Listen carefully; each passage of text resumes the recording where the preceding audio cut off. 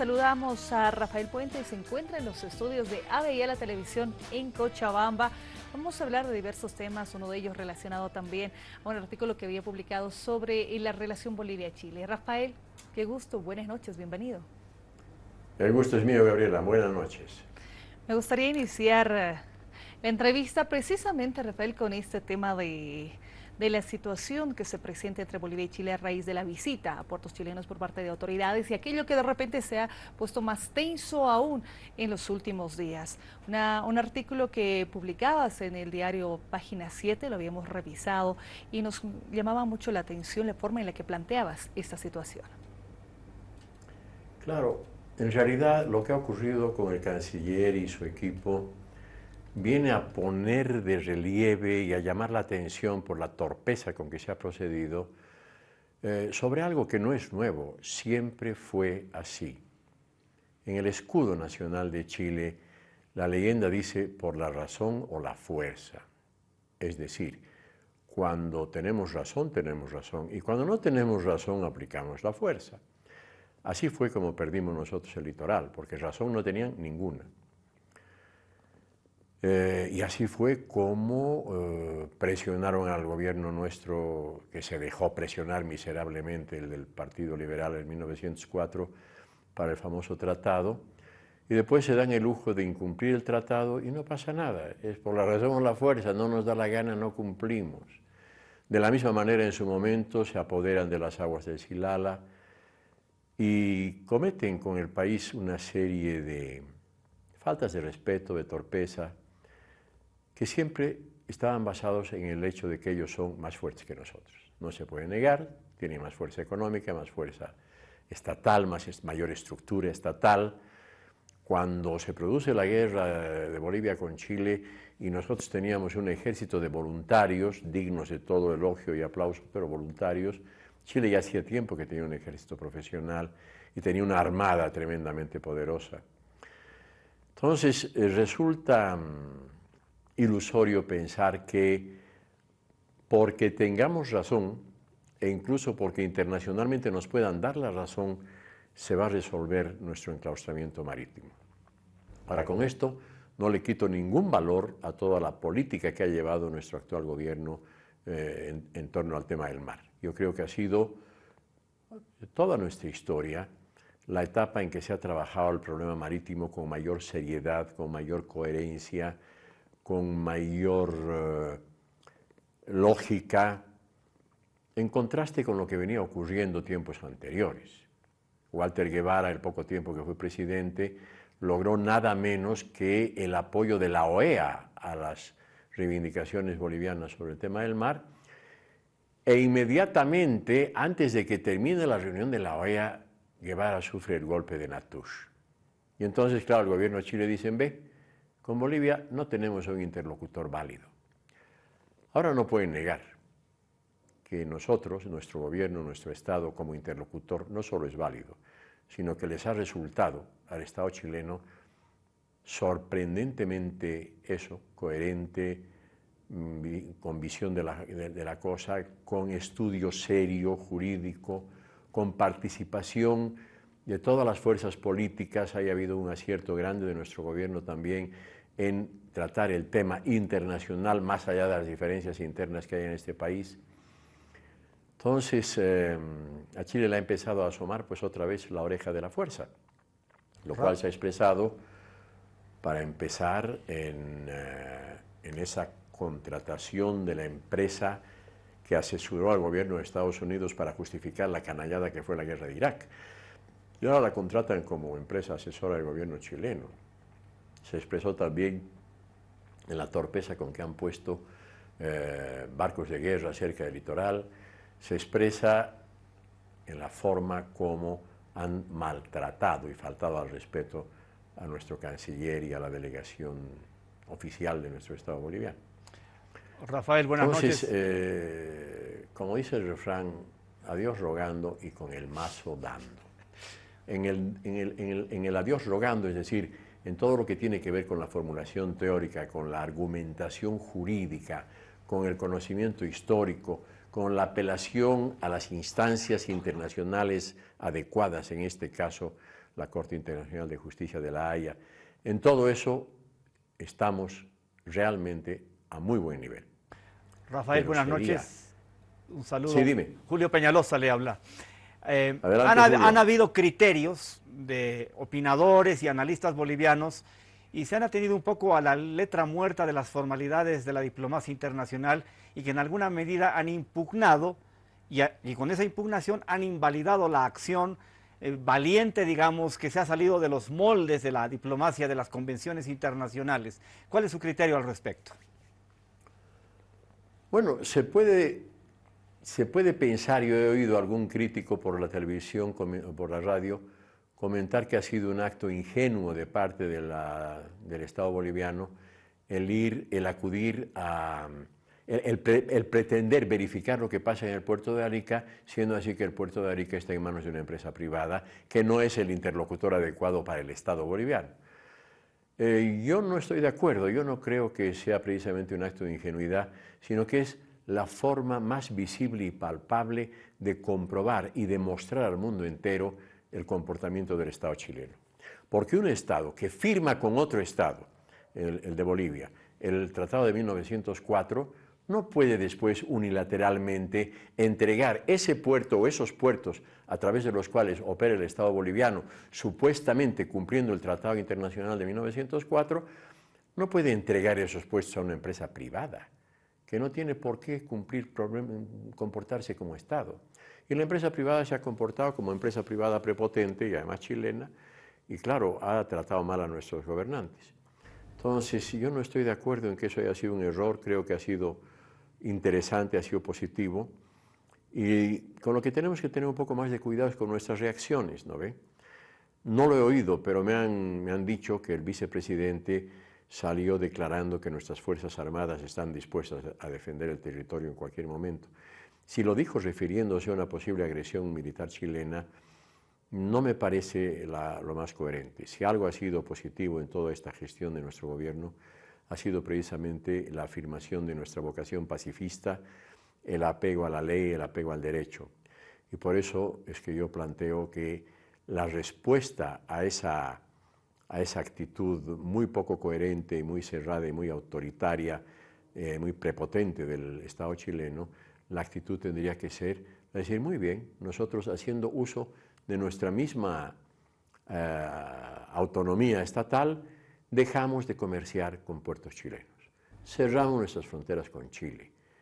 Y ahí sí van a ver ellos lo que es canela, porque, como dijo Juan Carlos Pinto, a quien cito en mi artículo de página 7, bueno, y no es que lo haya dicho solo Juan Carlos Pinto, es una cosa sabida, pero él la formuló muy bien por televisión el otro día, el norte de Chile tiene como fundamental fuente de ingresos el comercio boliviano a través de territorio chileno. Pues ahí sí estamos en nuestro derecho, cerramos fronteras y se acabó. Y aprovechamos la buena voluntad con que el gobierno del Perú, al margen de las diferencias que pueda tener nuestro gobierno con el gobierno del Perú, tenemos en común la historia compartida de la guerra del Pacífico y a partir de ahí podemos aprovechar la oferta que nos han hecho del puerto de Hilo y eso sí, tenemos que tener paciencia y ser conscientes de que hay que invertir, porque ese puerto requiere ser preparado, requiere ser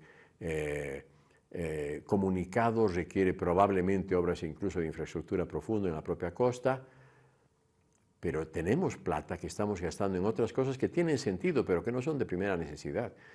Organizar los Juegos Odesur aquí en Cochabamba puede tener sentido, puede ser lindo, puede ser agradable, pero no es de primera necesidad. En cambio, defender nuestra soberanía, hacerla ver y mostrarle al Estado chileno que nosotros tampoco nos dejamos tomar el pelo, sin necesidad de ningún encuentro bélico. Sabemos que son superiores a nosotros en términos bélicos, no nos importa porque no queremos guerra, queremos hacer las cosas bien como las estamos haciendo, pero entonces dejamos de permitir que nos abusen, que abusen a nuestros transportistas, a nuestros camiones, a nuestras empresas importadoras y exportadoras, y hacemos todo eso a través de un puerto peruano, invirtiendo para ello lo que haga falta, que es más importante y más estratégico contar con un puerto en el cual podamos operar con dignidad y con autonomía que tener nuevo Palacio de Gobierno, nuevo Palacio Legislativo o Juegos Odesur, o por supuesto un proyecto de energía nuclear que está dificilísimo y que es contradictorio y contraproducente. Habría que priorizar gastos y el primer gasto, a mi juicio, sería ese, para ser coherentes con nuestra historia y con nosotros. Rafael, me gustaría sobre ese tema, sobre el tema Chile-Bolivia, una lectura suya, de las autoridades chilenas. Tenemos una posición muy radical en la que ubicamos a Tarud, ubicamos a Muñoz. A esta jornada se sumó también 3 expresidentes cuestionando la forma en la que Bolivia está procediendo, criticando al presidente Evo Morales, al canciller y bueno, todo aquello. Que ellos dicen, Chile respeta los tratados, somos muy atentos con Bolivia y todo aquello. Y tenemos a José Miguel Insulza, que si bien está en esta posición también, en días pasados decía, sí, reconocemos que no estamos cumpliendo y existe un maltrato en el tema de los transportistas bolivianos en territorio chileno. ¿No crees que con este tipo de lecturas existe como que una diferencia, como que un choque entre discursos y esto lógicamente deriva en aquellas contradicciones que se ven, peleas al interior Yo de Chile? no diría que sean contradicciones ni choques, son matices. Insulza es un tipo con larga experiencia diplomática, que ha tenido personalmente buenas relaciones con Bolivia en la OEA, etc. Entonces Insulza es un poco más moderado, menos torpe, menos agresivo, pero en el fondo de la cuestión lo que Insulza plantea es que hay que dejar de maltratar a los choferes bolivianos en Arica. Punto. Hasta ahí llega. De ninguna manera está defendiendo el derecho de Bolivia a tener una salida al Pacífico. Entonces, no creo que haya que hacerse ilusiones respecto de esas diferentes formas de expresión. Los otros son más torpes, los ha cogido la cosa más de sorpresa, no estaban preparados para enfrentarse con un debate público y mundialmente visible con el gobierno boliviano, al que siempre han menospreciado y considerado incapaz de dialogar seriamente o de debatir seriamente con el Estado chileno. Insulza sí valora todo eso, pero la posición de fondo no creo que sea diferente. Hablando del Estado chileno, otra cosa el pueblo chileno, que no es culpable de nada, el pueblo chileno es la primera víctima de ese Estado que tienen, tremendamente autoritario, centralista, absolutamente irrespetuoso de lo que son las bases de la propia población chilena. Por eso en mi artículo de página 7 digo, y si no, a ver, pregúntenle al pueblo mapuche. El pueblo mapuche ni siquiera es reconocido como existente, no que no le reconozcan sus derechos, no le reconocen su existencia. En Chile solo hay chilenos, no hay indígenas o no indígenas, etc. Cómo están tratando a la juventud chilena en estos momentos, con todos los problemas de las protestas que hay por el sistema educativo privatista y elitista que hay en Chile. Entonces, teniendo en cuenta que nuestro debate lamentablemente no es con el pueblo chileno, si fuera con el pueblo chileno podríamos llegar a un acuerdo, es con el Estado. Y el Estado chileno es el más prepotente de todos los estados de nuestro continente. Rafael, y habría que complementar toda esta argumentación en sentido de que hay una especie de carrera electoral entre Muñoz, Insulza y ahora irrumpe en el escenario Ricardo Lagos. Y están usando el tema de Bolivia, el tema marítimo como un caballo de batalla cuando ellos han criticado tanto que nosotros, los bolivianos, usamos estos temas para efectos de política interna. Exactamente. Entonces, por primera vez, yo me atrevo a decir eso, por primera vez en la historia, el Estado chileno está quedando públicamente a la intemperie, a la vista. Están contradiciéndose entre sí, contradiciéndose con los elementales principios de la política internacional, están quedando mal. Toda la vida habíamos sido nosotros los que quedábamos mal y ahora es a la inversa. Pero eso que es muy importante y me parece un acierto en nuestro gobierno, que hay que respaldarlo y hay que apoyarlo para que siga en esa línea, dejando mal parado al Estado chileno, no justifica que nos hagamos la ilusión de que ese Estado va a acabar acatando aquello que es la razón, sino que le van a contraponer la fuerza. Y por tanto, por eso es la prepotencia. Y por tanto, lo coherente de nuestra parte es a Dios rogando, pero con el mazo dando, al mismo tiempo tomando medidas que no son bélicas, son pacíficas, pero están totalmente en nuestras atribuciones. Rafael, me gustaría cambiar de tema, hacerle otra consulta, conocer su opinión sobre la situación de la Central Obrera Boliviana, el gobierno, el tema de Enatex, un cuarto intermedio. Bueno, están en emergencia, 15 días para que se pueda atender las demandas que tiene este sector. El gobierno los ha invitado al diálogo. En algún momento se habló de esta alianza que tiene la Central Obrera Boliviana, aunque está pasando por momentos complicados con el gobierno. Primero hay que tener en cuenta que la COP ya no es lo que era, ¿no ve? Y los compañeros que dirigen la COP no sé si son conscientes de que la COP ya no es lo que era. La COP es un elemento fundamental de lo que fue en su momento la Revolución del 52 y el Estado nacionalista que tuvo vigencia desde el 52 hasta el 78, 26 años. Ahí la COP era un sujeto central y cuando la COP decía huelga general, temblaba el país, y temblaba el Estado y temblaba el gobierno. Y el momento más apasionante y apoteósico, pero no el único, fue cuando el golpe de Natush, que se tuvo que ir con toda su prepotencia y su vocación asesina, se tuvo que ir en 15 días, porque la COP paralizó el país. La COP hoy día no puede paralizar nada, no tiene la fuerza que tenía, y se ha demostrado. Su paro, los días de paro que han llevado a cabo, han sido un paro relativo. Se han movilizado algunos sectores, otros no. El aparato productivo del país, como arguía permanentemente el gobierno, seguía funcionando como antes. Y eso por un lado. Entonces la COP tiene que ser más realista a la hora de tomar medidas que supuestamente son de presión, pero que no resultan de tanta presión.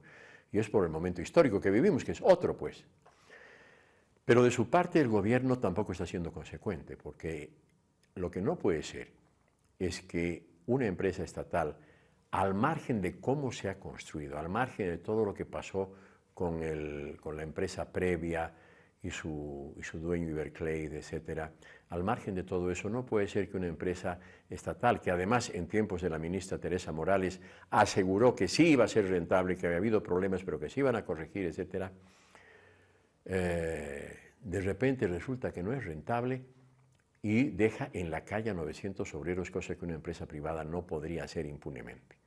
Y aquí hay un elemento muy interesante, y es que no podemos simplemente explicar la quiebra de Enatex por la falta de mercado internacional, cuando el propio Estado boliviano, el propio gobierno nuestro actual, está permitiendo la libre importación de productos textiles. Está permitiendo la importación, a pesar de muchos intentos de cortarla, se permite y se multiplica la importación de ropa usada. Y está permitiendo, de hecho, no porque haya sacado una ley diciéndolo, pero en los hechos el contrabando sigue floreciente. Entonces, primer capítulo de temas que habría que resolver antes de declarar simple y definitivamente en quiebra Enatex. Y segundo, ¿qué le cuesta al Estado boliviano decretar que todos los uniformes de las Fuerzas Armadas, que todos los uniformes de la policía y que todos los uniformes del aparato público y de los trabajadores estatales tienen que ser fabricados por esa empresa grande estatal que era Enatex? Entonces hay salidas, hay posibilidades. No nos pueden decir que así nomás es, las leyes de la economía no las podemos negar. Depende pues qué economía.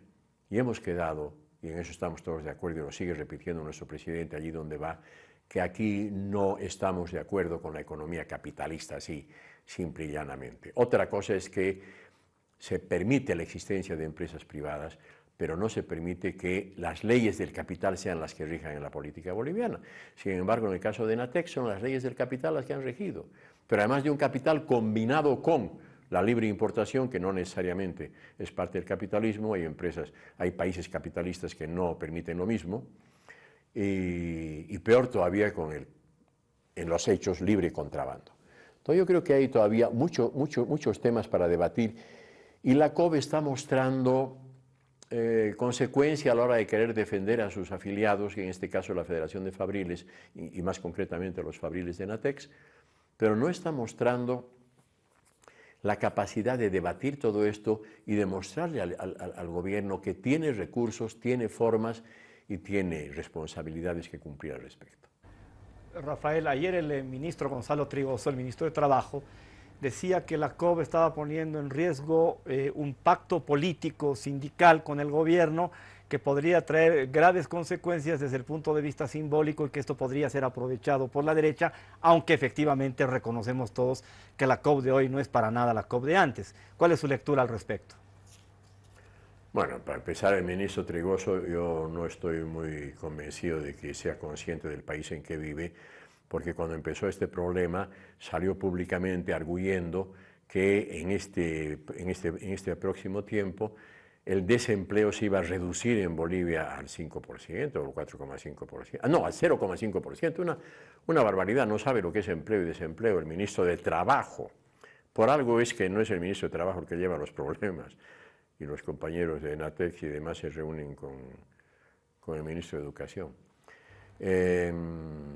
Entonces yo creo que, sin negar que sería indeseable una ruptura y perjudicaría el proceso, etcétera, etcétera, lo que hay que hacer es ser consecuentes con la política que se supone nuestro gobierno sostiene, que es una política de defensa del trabajo, de los trabajadores, de los derechos de los trabajadores, del derecho al empleo, y estamos muy satisfechos de que realmente eso empezó a mejorar cuando empezó este gobierno, pero a estas alturas nos encontramos con algo tan grave como lo de Enatex, cuya única justificación es que fracasó, proyecto que fracasó. O sea, el Estado se declara incapaz de llevar adelante una empresa seria y la culpa es de Venezuela, que iba a comprar y no compra, pero lo que digo yo ahora, entonces impidamos el contrabando de productos textiles y Enatex va a tener mercado.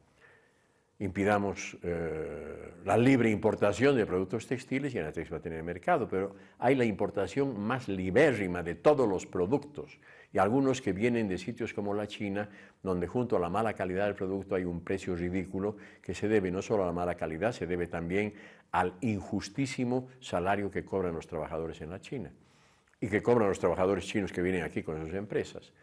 Entonces, el debate está muy incompleto y yo creo que hay que profundizar en todos estos temas. Y no, de parte de la COP, yo no creo que lo acertado sería amenazar inmediatamente con más movilizaciones, sino increpar al gobierno, desafiarlo a que sea consecuente con sus propios principios y a que aplique las palancas que sí tiene a mano para resolver el problema.